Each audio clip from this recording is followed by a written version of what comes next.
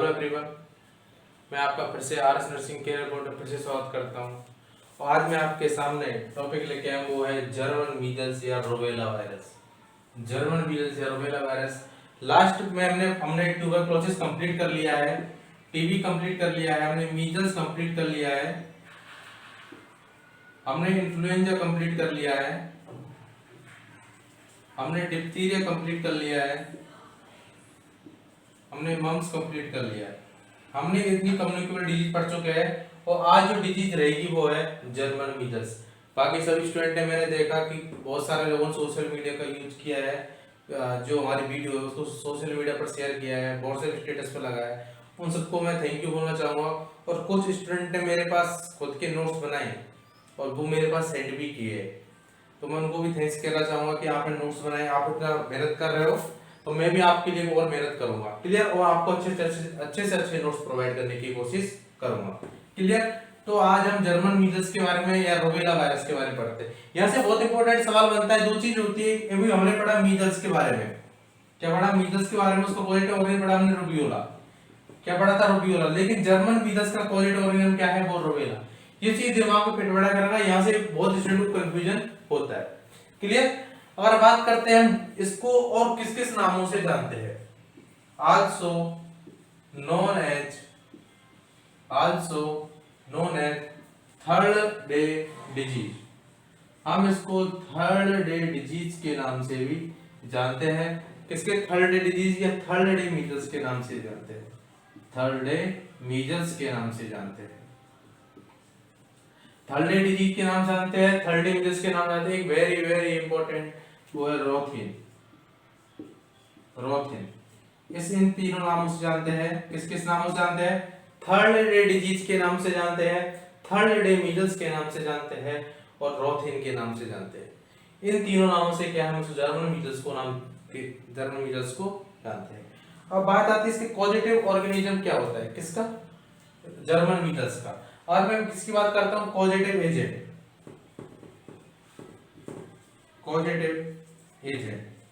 तो causative agent अभी बताया मैंने, वो कौन सा वायरस है? Rubella virus. कौन सा वायरस है? Rubella virus. वेरी इंपॉर्टेंट कि जर्मन मीजल्स का पॉजिटिव ऑर्गेनिज्म क्या है? वो है रूबेला वायरस। अब बात आती है कौन सी फैमिली का है, तो मैंने बताया था कौन सी फैमिली का है? आरएनए टोगो वायरस का। आरएनए टोगो वायरस फैमिली का है। जो कौन सा virus? Single standard RNA virus होता है। कौन सा वायरस होता है? Single standard, very very important, single RNA standard virus. Single RNA standard virus होता है। क्लियर?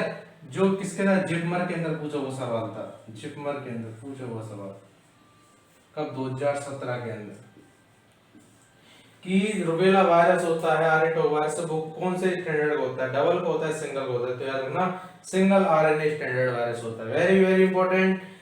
देखो, also known as third day disease, third day measles या रोथी नाम से जानते हैं। क्लियर? अगर इसके पॉजिटिव एजेंट की बात करते हैं कि पॉजिटिव एजेंट क्या होता है इसका, तो देखिए रूबेला वायरस होता है जो आरएनए टोगो वायरस होता है, तो सिंगल आरएनए स्टैंडर्ड वायरस होता है, जो जिपमर 2017 के अंदर पूछा हुआ सवाल है। क्लियर? चीजों को साथ साथ क्लियर करते हुए चलिए। अब उसके बाद हम बात करते हैं कि ये जीन किसका? जीन कौन सा है? जीन की बात करते हैं कि इसका जीन कौन सा है? वो है रूबी। कौन सा? रूबी वायरस होता है जो उसका जीन होता है। Very important. कौन सा वायरस होता है? रूबेला का रूबी वायरस। कौन सा वायरस? Ruby virus.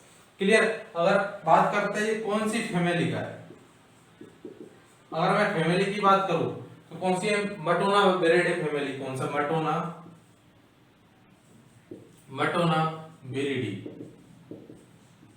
वेरिडी फैमिली का होता है। क्लियर? देखिए, जीन कौन सा है? रूबी वायरस होता है। फैमिली कौन सी है?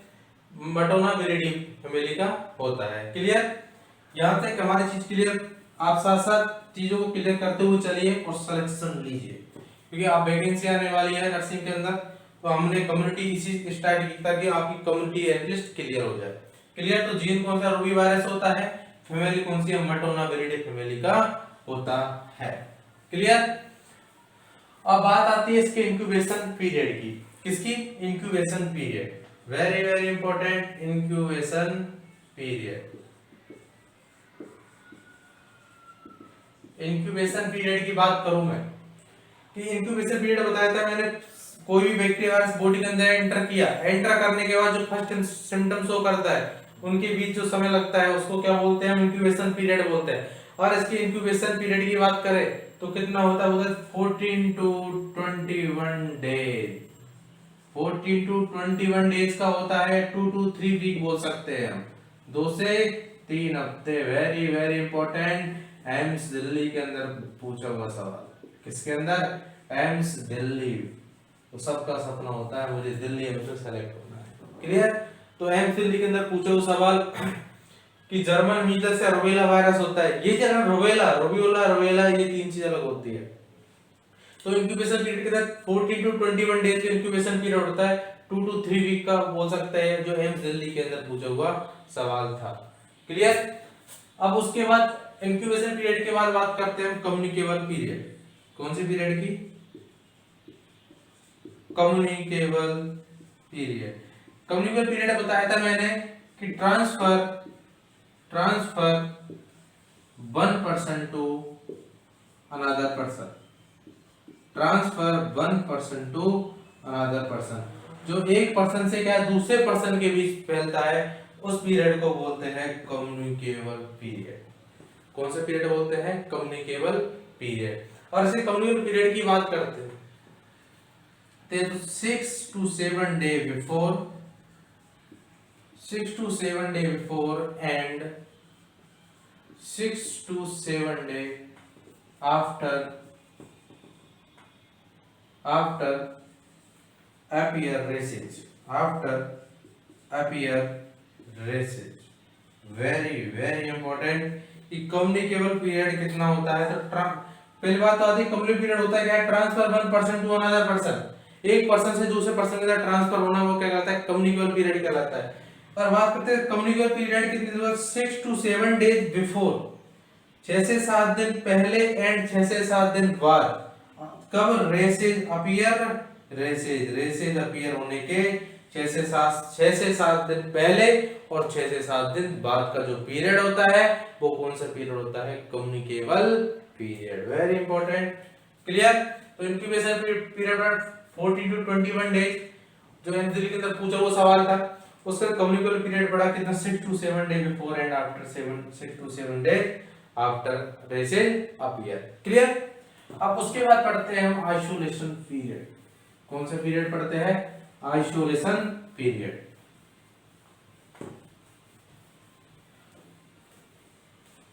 आइसोलेशन पीरियड की बात करें कि आइसोलेशन पीरियड कितने टाइम का होता है, तो जो पेशेंट होता है उसको आइसोलेट हम कितने दिन के लिए करते हैं। तो मैं आइसोलेशन की पीरियड की बात करता हूं तो कितना है? 14 डे। इंपॉर्टेंट चीज, ये आइसोलेशन पीरियड कितने दिन का होता है? जर्मन मीजल्स का तो कितने दिन का होता है? याद रखना, 14 डेज का होता है। Clear? Route of entry, route of entry, route of entry की बात करते हैं तो कौन सा रूट है? Respiratory route. वेरी इंपॉर्टेंट कि जर्मन मीजल्स का रूट कौन सा है? रेस्पिरेटरी रूट होता है। और वेरी इंपॉर्टेंट, वर्टिकल ट्रांसमिशन। कौन सा ट्रांसमिशन? वर्टिकल। ये दिमाग में रखना, जर्मन मीजल्स का रूट कौन कौन सा होता है? रेस्पिरेटरी रूट होता है और वर्टिकल ट्रांसमिशन। ये दोनों रूट किसके होते हैं? रूट ऑफ एंट्री किसके होते हैं? जर्मन मीजल्स के। क्लियर?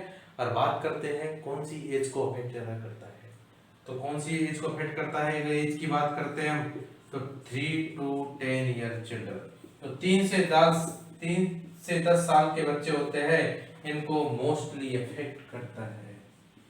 क्या करता है? मोस्टली अफेक्ट करता है। क्लियर? एक क्वेश्चन बनता है, वेरी इंपॉर्टेंट, नोट डाल के लिखिए। कितना? नोट डाल के लिखिए।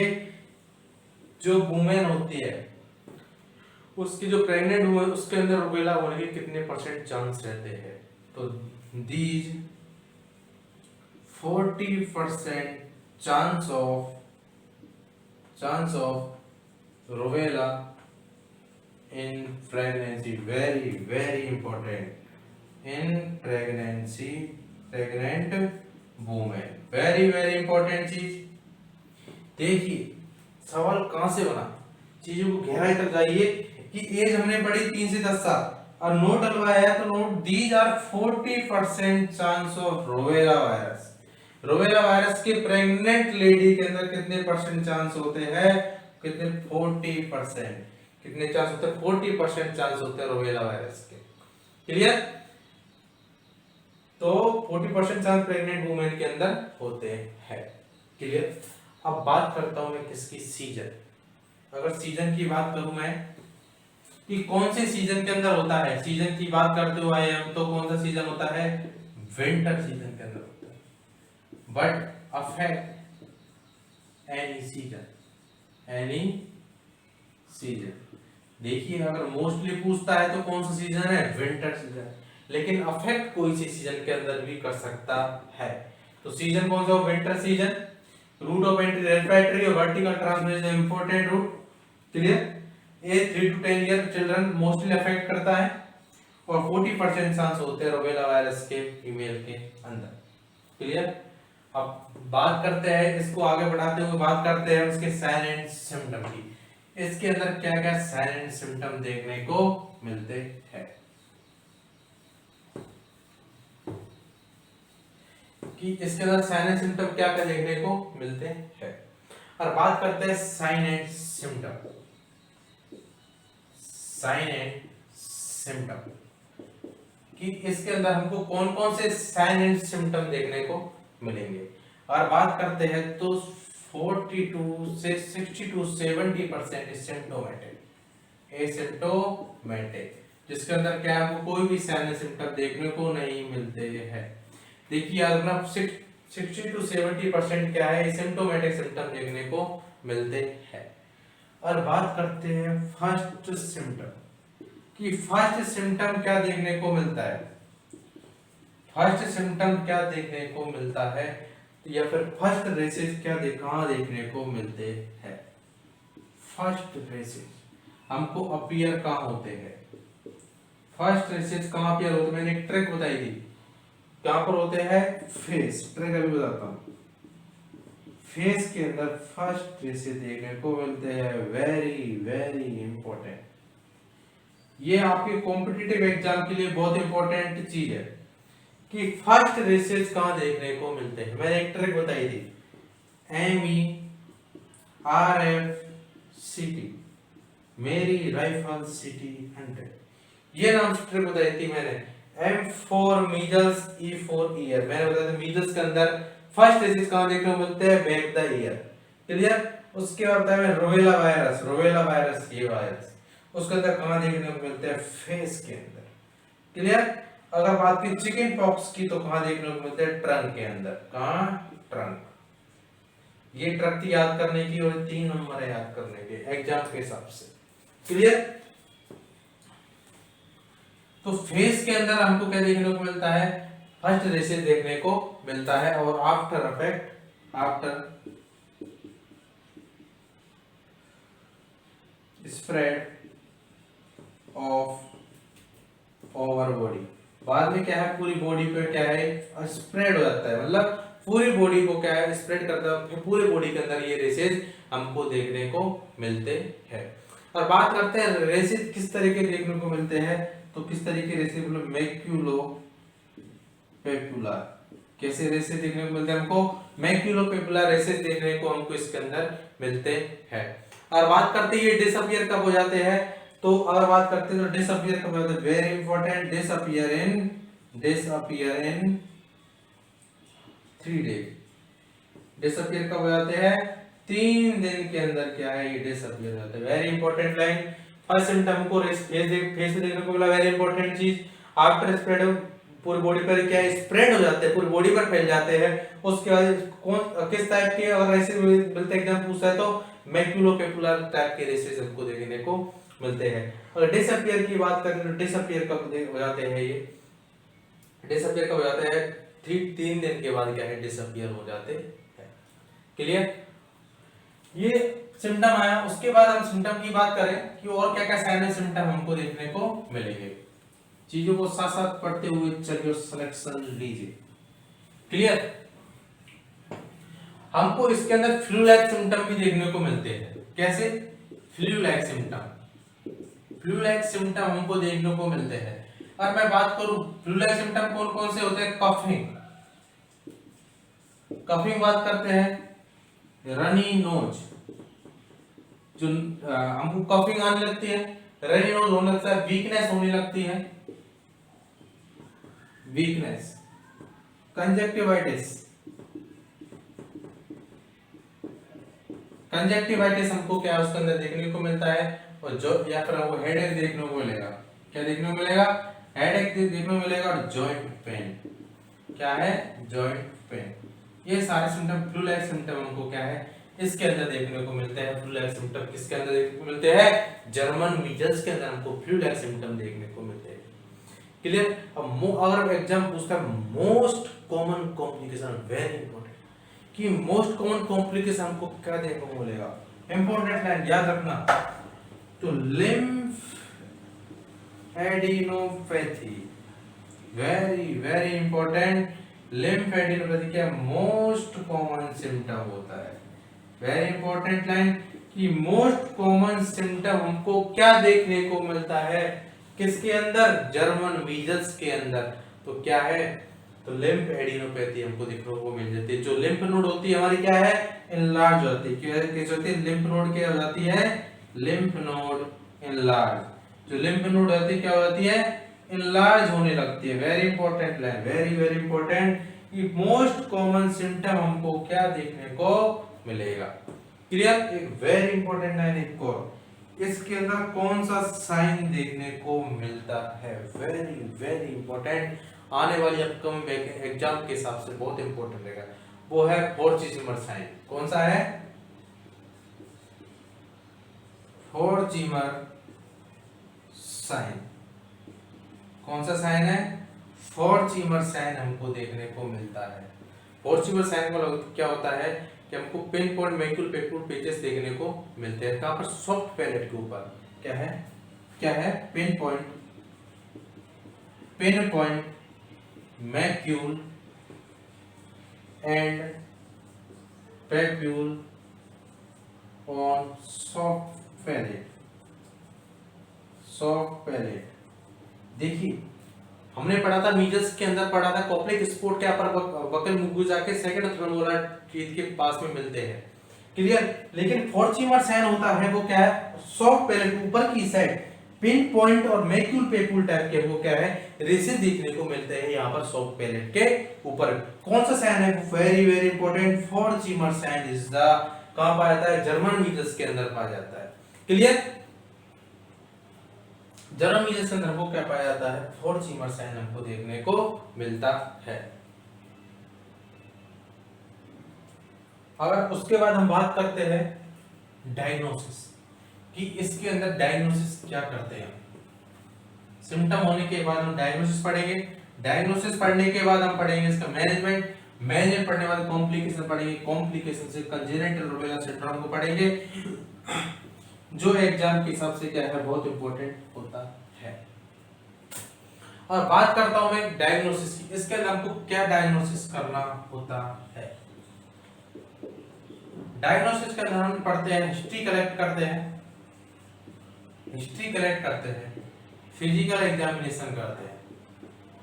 क्या करते हैं? हिस्ट्री कलेक्ट करते हैं, फिजिकल एग्जामिनेशन करते हैं। ठीक है? तो अगर हिस्ट्री कलेक्ट का फिजिकल एग्जामिनेशन हमको क्या देखने को मिलता है? फिजिकल एग्जामिनेशन होता है फर्स्ट रेसेस देखने को मिलता है। कहां पर? फेस के ऊपर। फर्स्ट रेसेस कहां देखने को मिलेगा? हमको फेस के ऊपर देखने को मिलेगा। और वेरी इंपॉर्टेंट लाइन कि कंफर्मेटिव डायग्नोसिस क्या है। तो कंफर्मेटिव डायग्नोसिस है haemagglutination inhibition test, inhibition test, confirmative diagnosis, very very important. Confirmative diagnosis क्या है? कंफर्मेटिव डायग्नोसिस और कंफर्मेटरी डायग्नोसिस की बात आती है तो हीम एग्लूटिनेशन इनहिबिशन टेस्ट होता है, जिसको हम HIT नाम से भी जानते हैं, इम्यूनोग्लोबिन टेस्ट। तो कंफर्मेटिव डायग्नोसिस होता है किसके अंदर कंफर्मेटिव डायग्नोसिस होता है, वो जर्मन मीजल्स के अंदर। क्लियर। अब उसके बाद हम बात करते हैं इसके मैनेजमेंट की, कि इसके अंदर मैनेजमेंट हम क्या करते हैं। इतना मैनेजमेंट से इतना सवाल बनता नहीं है, जहां से सवाल बनता है आपको बताते जा रहा हूँ कि कहां से एग्जाम में सवाल बनते हैं और किस तरीके के सवाल बनते हैं, चीजों को एक साथ पढ़िए। क्लियर। अब बात आती है, हम मैनेजमेंट की बात करते हैं, किसकी, मैनेजमेंट। अब मैनेजमेंट की बात करूं तो सबसे पहले मैनेजमेंट करते हैं वो करते हैं प्रोफाइलैक्सिस, प्रोफाइलैक्सिस मैनेजमेंट। कौन सा मैनेजमेंट करते हैं, याद रखना, प्रोफाइलैक्सिस मैनेजमेंट करते हैं। इसका नाम क्या करते हैं, वैक्सीन देते हैं। वैक्सीन कौन देता है, आर्टिफिशियल एक्टिव इम्यूनिटी। कौन सी वैक्सीन किस अंदर आती है, आर्टिफिशियल एक्टिव इम्यूनिटी के अंदर आती है। ठीक है। अगर बात करते हैं हम, वेरी इंपॉर्टेंट है, कौन सी वैक्सीन देते, सिंगल वैक्सीन देते हैं। सिंगल वैक्सीन को हम सिंगल रूबेला वैक्सीन के नाम से भी जानते हैं, सिंगल रूबेला वैक्सीन। किस नाम से, सिंगल रूबेला वैक्सीन के नाम से भी जानते हैं। क्लियर। एक very important RA27Y3 antigen, very important. ये किसका नाम है, तो किसका नाम है, सिंगल वैक्सीन या सिंगल रूबेला वैक्सीन का नाम है RA27Y3। और रूट की बात करते हैं तो रूट कौन सा है, तो सबक्यूटेनियस रूट होता है। और बात करते हैं अमाउंट की, कि अमाउंट हम कितना देते हैं, 0.5 ml क्या है इसके अंदर अमाउंट दिया जाता है। क्लियर। और एज की बात करते हैं कि एज कब देते हैं, तो 15 to 18 मंथ पर, 15 से 18 मंथ पर इसको देते हैं। ये क्या करती है, इम्यूनिटी प्रोवाइड लाइफ लॉन्ग। क्या है, इम्यूनिटी का प्रोवाइड करती है, लाइफ लॉन्ग इम्यूनिटी प्रोवाइड करती है। इम्यूनिटी को प्रोवाइड करती है, लाइफ लॉन्ग इम्यूनिटी प्रोवाइड करती है। और उसके बाद हम बात करते हैं प्रोफाइल मैनेजमेंट के बाद, हमने बात की सिंगल वैक्सीन देते हैं, सिंगल वैक्सीन को रूबेला वैक्सीन देते हैं। इसको वेरी इंपॉर्टेंट RA27Y3 एंटीजन के नाम से भी जानते हैं। और रूट कौन सा है, सबक्यूटेनियस रूट होता है। और उसके बाद अमाउंट कितना है, 0.5 ml, एज 15 to 81, जो इम्यूनिटी का लाइफ लॉन्ग इम्यूनिटी प्रोवाइड करती है।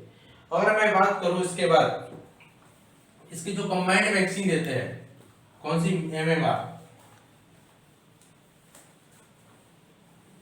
MMR वैक्सीन को पिछले लेक्चर में पढ़ा था, यहाँ भी पढ़ देते हैं। MMR वैक्सीन को कंबाइंड वैक्सीन, कौन सी वैक्सीन है, कंबाइंड वैक्सीन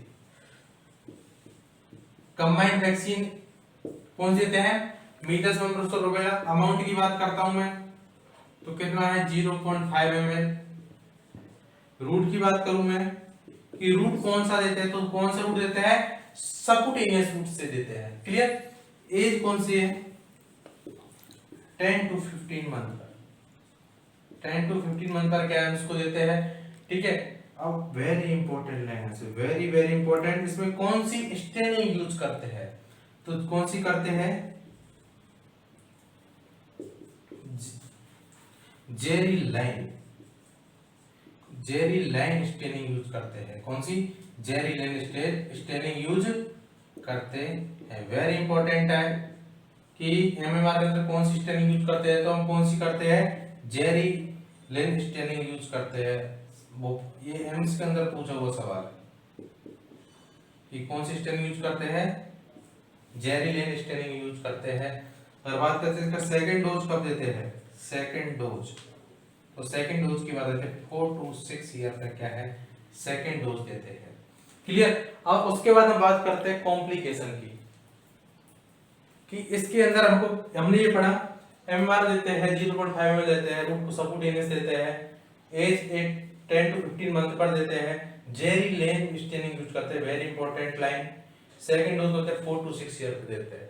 अब बात करते हैं इसके अंदर कॉम्प्लिकेशन क्या देखने को मिलते हैं।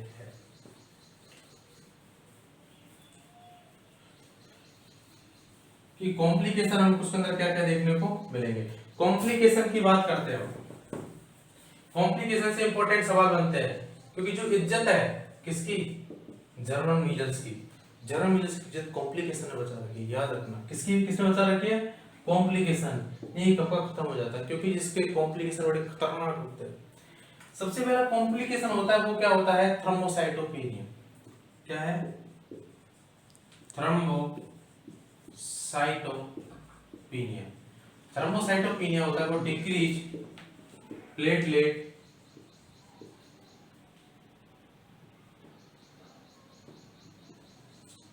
काउंट।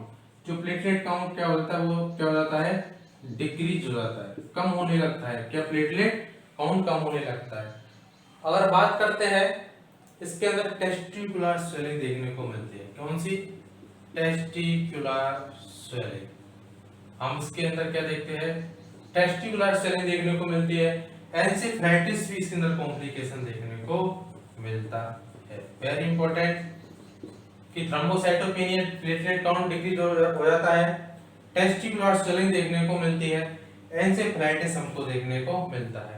और very very very important complication जिसको हम पूरा डिटेल में पढ़ेंगे, CRS, congenital rubella syndrome. Very very very important, congenital rubella syndrome जिसको हम डिटेल में पढ़ते हैं। Very very important. German measles का कॉम्प्लिकेशन कौन सा कॉम्प्लिकेशन होता है, वो होता है कंजेनाइटल रूबेला सिंड्रोम। इसकी इज्जत किसने बता रखी है, जर्मन मीजल्स की, कंजेनाइटल रूबेला सिंड्रोम ने इसकी इज्जत बता रखी है जर्मन मीजल्स की। ये दिमाग में याद रखना, क्लियर। अब बात करते हैं हम कंजेनिटल रूबेला सिंड्रोम को पूरी डिटेल से पढ़ते हैं, क्लियर। इसका ट्रीटमेंट क्या है, कंजेनिटल रूबेला सिंड्रोम है क्या चीज, क्लियर, जो जिसने इसकी इज्जत को बचा रखा है, क्लियर। अब बात करते हैं congenital rubella syndrome. Congenital rubella syndrome कि कंजेनिटल रूबेला सिंड्रोम है क्या जिसने इसकी इज्जत बचा रखी है, क्लियर। अगर बात करते हैं इसकी कि कंजेनिटल रूबेला सिंड्रोम है क्या है, एक pregnant female with rubella infection, rubella infection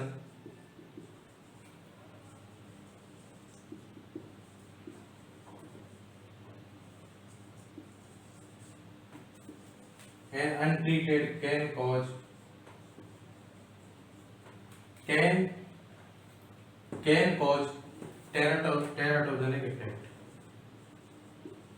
teratogenic effect, of fetus।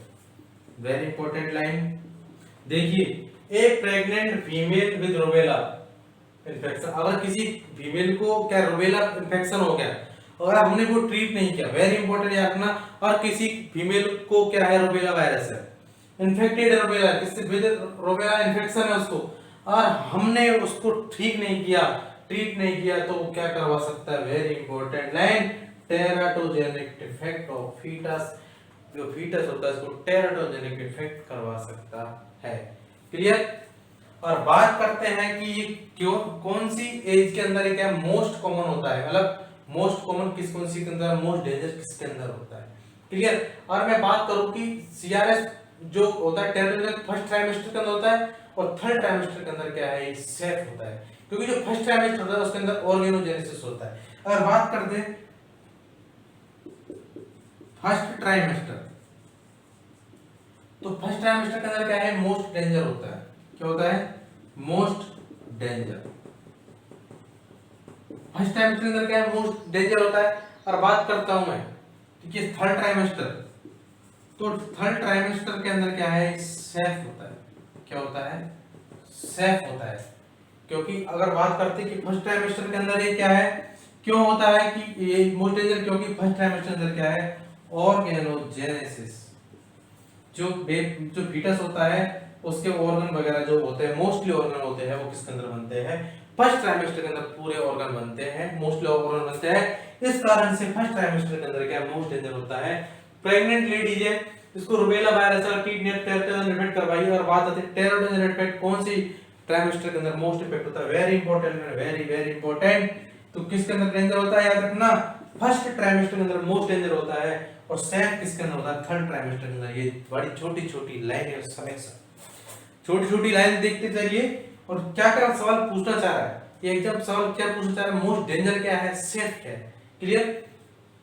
इसके लिए हम एक चीज पढ़ते हैं कि क्या चीज पढ़ते हैं, एक ट्राइड पढ़ते हैं कि किसके अंदर डेंजर होता है और किसके अंदर क्या है, कंजेनिटल रूबेला सिंड्रोम। तो वो होता है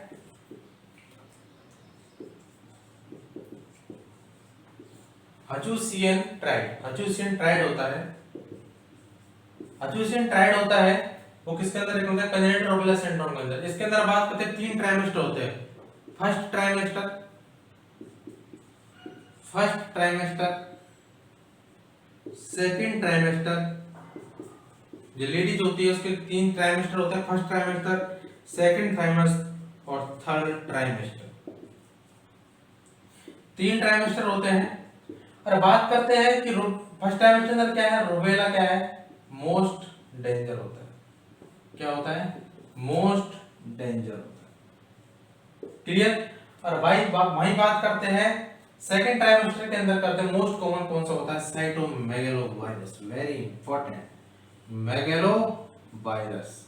साइटोमेगालोवायरस क्या होता है, मोस्ट कॉमन होता है, क्लियर। देखिए मोस्ट डेंजर अलग चीज होती है, मोस्ट कॉमन अलग चीज होती है। और भाई थर्ड ट्राइमेस्टर के अंदर बात करते हैं तो कौन सा, टोक्सोप्लाज्मोसिस, टोक्सोप्लाज्मोसिस, क्लियर। इसमें पॉजिटिव ऑर्गेनिज्म कौन सा, पॉजिटिव ऑर्गेनिज्म की बात करें इसकी तो कौन सा होता है, टोक्सोप्लाज्मा गोनोडी। जो क्या होता है, पैरासाइट होता है, पैरासाइट होता है। ये सीएचओ के अंदर पूछा सवाल था, पंजाब सीएचओ के अंदर, क्लियर। कि फर्स्ट ट्राइमेस्टर के अंदर रूबेला वायरस होता है, मोस्ट डेंजर होता है। सेकंड ट्राइमेस्टर के अंदर होता है साइटोमेगालोवायरस, जो क्या था, मोस्ट कॉमन होता है। मोस्ट कॉमन, मोस्ट डेंजर क्या था, फर्स्ट ट्राइमेस्टर के अंदर कौन सा है, रूबेला वायरस है, वो क्या है, मोस्ट डेंजर है।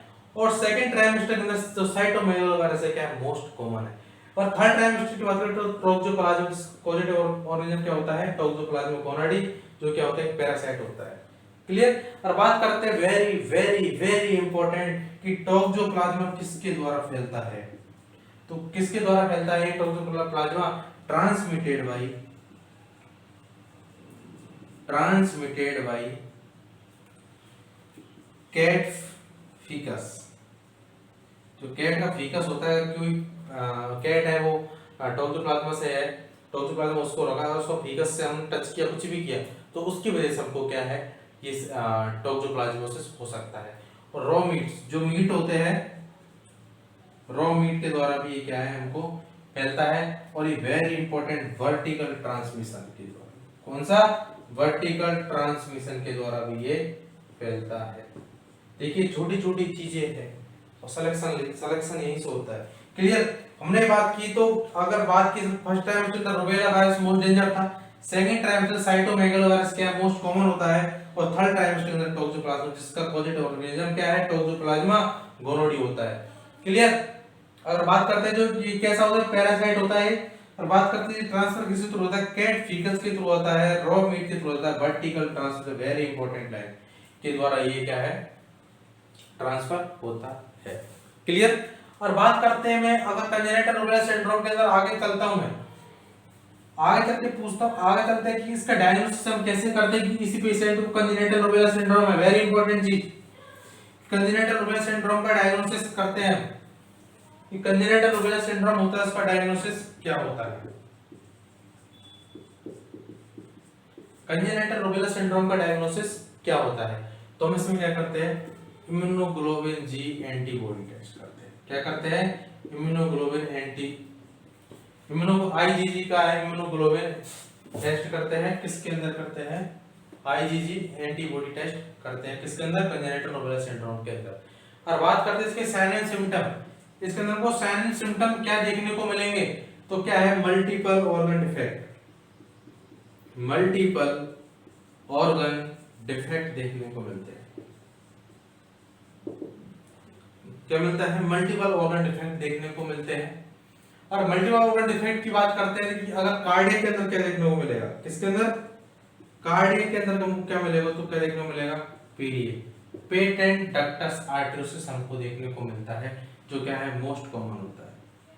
क्या होता है, most common, very very important line, कि कार्डियक के अंदर क्या देखने को मिलता है, कार्डियक के अंदर तो पीडीए देखने को मिलता है साइन सिम्टम के अंदर। वही बात करते हैं हम ईयर डिजीज के अंदर, किसके अंदर, ईयर। तो ईयर के अंदर बात करते हैं तो हम क्या मिलता है, डीपनेस देखने को मिलेगी, वेरी वेरी इंपॉर्टेंट लाइन दोनों। ये क्या है, इरिवर्सिबल है, इरिवर्सिबल है और मोस्ट डेंजर है। कौन सा है, मोस्ट डेंजर। देखिए कार्डियक के अंदर पीडीए दिख रहा था, पीडीए पेटेंट डक्टस आर्टेरियोसिस, जिसकी ड्रग ऑफ चॉइस किसी एंडोमेथसिन ड्रग ऑफ चॉइस होती है, बाकी तीन चीजें पॉलीहाइड्रोनियास की होती है, और एक्यूट गाउट के अंदर भी ड्रग ऑफ चॉइस होती है एंडोमेथसिन। क्लियर। और ईयर की बात करते हैं, जो डीपनेस होता है, जो रिवर्सिबल होता है, मोस्ट डेंजर होता है, वेरी वेरी इंपॉर्टेंट। तीनों तीनों लाइन वेरी वेरी इंपॉर्टेंट है एग्जाम के हिसाब से। और मैं आई की बात करता हूं, तो आई के अंदर हमको क्या मिलेगा, आई के अंदर की बात करता हूं तो क्या देखने को मिलेगा आपको, ब्लू डॉट कैटरैक्ट देखने को मिलता है। क्या देखने को मिलता है, ब्लू डॉट कैटरैक्ट देखने को मिलता है। क्लियर। और ब्लू बर्फी मुफिन जैसे देखने को मिलते हैं। कैसे, और पूछते हैं हम कि और क्या साइन सिम्टम देखने को मिलते हैं हमको, ब्लू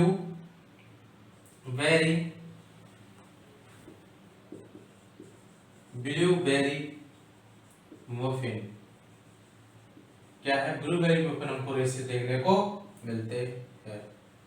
क्लियर। और हमको मेंटल रिटार्डेशन भी देखने को मिलता है, mental retardation, low birth weight देखने को मिलता है, और हमको ऑटिज्म देखने को मिलता है, और डायबिटीज मेलाइटस। ये सारी सिम्टम क्या है, कंजेनिटल नोवेल सिंड्रोम के अंदर देखने को मिलते हैं। क्लियर। और बात करते हैं हम, देखिए कंजेनिटल डायग्नोसिस की बात की, इम्यूनोग्लोबिन एंटीजी। क्लियर। और बात करते हैं साइन सिम्टम की, तो मल्टीपल ऑर्गन डिफेक्ट देखने को मिलते हैं। कार्डियक के अंदर पीडी देखना मोस्ट कॉमन होता है, कार्डियक के अंदर पीडी। क्लियर। ईयर के अंदर डीफनेस जो रिवर्सिबल होता है, मोस्ट डेंजर होता है, सब एग्जाम पूछे सवाल है। क्लियर। और आई के अंदर ब्लू डॉट कैटरैक्ट देखने को मिलेगा, ब्लू बेरी मफी रेसे देखने को मिलते हैं पूरी बॉडी के अंदर, पिचेस कलर के पूरी बॉडी पे देखने को मिलते हैं। मेंटल रिटार्डेशन हो जाता है पेशेंट, लो बर्थ वेट हो जाता है, ऑटिज्म हो जाता है, और डायबिटीज मेलाइटस पेशेंट को, जो बच्चा है उसको हो सकता है। और बात करता हूं मैं डायग्नोसिस के बाद और साइन सिम्टम के बाद कंजेनिटल नोवेल सिंड्रोम का मैनेजमेंट क्या होता है। मैनेजमेंट से सवाल बनते नहीं, फिर भी एग्जाम के सबसे बहुत इंपॉर्टेंट होता है कि कंजेनिटल नोवेल सिंड्रोम के अंदर बात करते हैं कि मैनेजमेंट ऑफ सीआरएस का मैनेजमेंट क्या है। कंजेनिटल नोवेल सिंड्रोम का मैनेजमेंट की बात करता हूं तो क्या है, नो एग्जैक्ट मैनेजमेंट, कि इसका कोई भी एग्जैक्ट मैनेजमेंट नहीं है। क्लियर। अगर बात करते हैं मेडिकल टर्मिनेशन ऑफ प्रेगनेंसी कब करते हैं, अगर congenital before, very very important, 20 weeks. अगर मां है और उसको कंजेनिटल ट्रबल सिंड्रोम है और 20 वीक से पहले बेबी है उसके अंदर, क्लियर, तो उसको क्या मेडिकल टर्मिनेशन ऑफ प्रेगनेंसी करवा सकती है। क्लियर। बिफोर 20 वीक से दिमाग में रखना। क्लियर। और बात करते हैं if mother is infected CRS, मतलब अगर मां है जो किससे इन्फेक्टेड है कंजेनिटल नोवेल सिंड्रोम से, तो avoid, very very important, avoid pregnancy 3 month. तो प्रेगनेंसी को कितने टाइम के लिए अवॉइड करना पड़ता है, 3 मंथ के लिए अवॉइड करना पड़ता है, very very important. If mother infected या कंजेनिटल नोवेल सिंड्रोम से मां इन्फेक्टेड है तो 3 मंथ के लिए क्या बेबी को क्या है, जो प्रेगनेंसी उसको 3 मंथ के लिए अवॉइड करना पड़ता है। क्लियर। यहां तक हमारा पूरा कंजेनिटल नोवेल सिंड्रोम कंप्लीट होता है। आई होप आपको पूरा समझ में आया होगा। देखिए एग्जैक्ट मेजरमेंट कुछ नहीं है, एमटीपी का करते हैं बिफोर 20 वीक्स, अगर माँ वो सीआरएस है और बिफोर 20 वीक हम क्या उसके एमटीपी कर सकते, मेडिकल टर्मिनेशन ऑफ प्रेगनेंसी कर सकते हैं। इफ मदर इन्फेक्टेड सीआरएस है तो अबॉर्ट प्रेगनेंसी कब तक करते हैं, 3 मंथ तक क्या है प्रेगनेंसी को अबॉर्ट किया जाता है। मैंने आपको अच्छे से समझाने की कोशिश की है। अगर आपको कुछ भी डाउट लगे सर ये चीज समझ में नहीं आई हो, आप जो डिस्क्रिप्शन के अंदर आपको नंबर है उस पर कांटेक्ट कर सकते हैं। क्लियर। और जो question session, daily question session चल रहा है, आपको एक बहुत इंपॉर्टेंट चीज है, टेलीग्राम पर क्वेश्चन सेशन स्टार्ट हो चुका है। आप जो वीडियो डिस्क्रिप्शन के अंदर जाके टेलीग्राम ज्वाइन कर सकते हैं, वहां पर डेली 50 क्वेश्चन सोल्व करवाए जाते हैं। हमारा टारगेट सभी एग्जामों को लेके है कि सभी एग्जाम में हमको फाइट करना। क्लियर। और आपको इस टॉपिक में जर्मन मीडियम के अंदर कोई भी डाउट है तो आप कमेंट बॉक्स में बता सकते हैं, व्हाट्सएप नंबर के थ्रू बता सकते हैं, जैसे आपको प्रिफर्ड लगे। सर आप में ये इंप्रूवमेंट और करना है, थोड़ा ये इंप्रूवमेंट कीजिए, जो भी आपको बेस्ट लगे आप उसे बता सकते हैं। Okay, thank you. Next video के साथ मिलते हैं, आपको नेक्स्ट कम्युनिकेबल डिजीज के साथ आपके साथ मिलेंगे। जब तक जुड़े रहिए हमारे चैनल से, चैनल को सब्सक्राइब करना जरूर ना हो। क्लियर। Okay, thank you.